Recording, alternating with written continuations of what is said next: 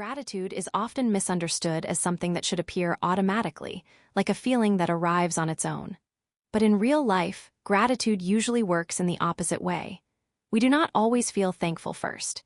Instead, we begin by noticing, reflecting, and practicing gratitude on purpose. Then, over time, the feeling becomes stronger.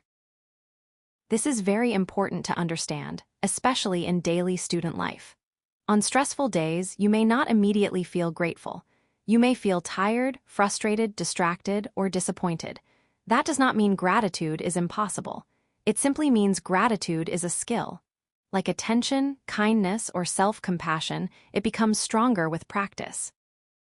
So the message of this slide is simple.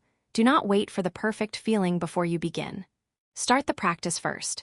When you regularly notice what is good, what helped you, and what supported you, your mind slowly becomes better at recognizing the positive. And very often, the feeling of gratitude follows naturally. This idea leads us to the next step: how to make gratitude into a daily habit, not just an occasional thought. Now that we understand that gratitude is something we practice, this slide shows you exactly how to do it. One simple method is called 3 good things. Every evening, take a few moments to write down 3 good things that happened during the day. These do not need to be big or dramatic events. They can be very small. Maybe a friend smiled at you. Maybe you understood something in class. Maybe you had a peaceful moment outside. Maybe you finished an assignment. The goal is not to find a perfect day. The goal is to train your attention to notice what went well. After writing each good thing, ask yourself 3 questions. First, why did it happen? This helps you reflect more deeply instead of just listing events. Second, what part did I play? This is important because it helps you see your own effort, choices, and strengths. Third, how did it make me feel? This helps connect the event with your emotional experience, making the practice more meaningful. This habit is powerful because it teaches your brain to look beyond stress and negativity. It does not ignore problems. It simply helps create balance. You begin to see that even on difficult days, there may still be moments of support, progress, or kindness. Now that you know the method, the next slide gives you a chance to try it for yourself. At this point, do not just listen. Practice. Pause the video and write your first gratitude list. Choose 3 good things from today or from yesterday. Keep it simple and honest. Do not worry about using perfect words. Just notice what happened, why it may have happened, what part you played, and how it made you feel. This first step matters because gratitude becomes real through action. Reading about it is helpful, but doing it is what begins to change your inner voice and your attention. As you write, you may discover that some meaningful moments were easy to miss until you paused and looked back. Once you finish, continue the video. In the next slide, we will expand your view by looking at different areas of life where gratitude can be found.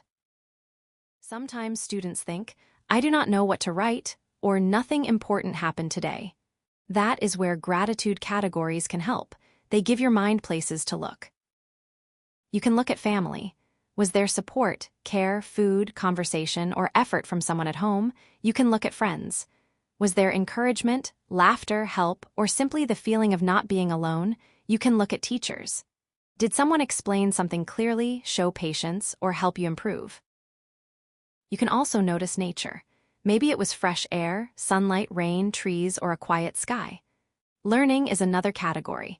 Even understanding one small idea is something meaningful. Health matters too. Energy, rest, movement, or the ability to recover are all worth noticing. Opportunities are important as well: school, activities, resources, chances to grow, and chances to try again. And finally, acts of kindness, whether you received them or offered them, are powerful reminders that goodness exists in everyday life. These categories are not rules. They are prompts to help you widen your attention. Often, gratitude grows when we stop searching only for big events and start noticing support in ordinary life. This prepares us for the key takeaway of the lesson: why small moments matter so much. The main idea to remember is this: small moments often become the most meaningful when we pay attention to them. Many people imagine that gratitude must come from major achievements or life-changing events. But in everyday life, meaning is often built from small experiences, a kind word, a quiet moment, a helpful teacher, a completed task, a deep breath, a second chance, or someone remembering you. These moments may seem ordinary at first, but when you notice them, they begin to shape your inner world. This is why gratitude practice is so valuable. It trains you to slow down and recognize what is already present. Over time, this can strengthen a more balanced, kinder, and steadier inner voice.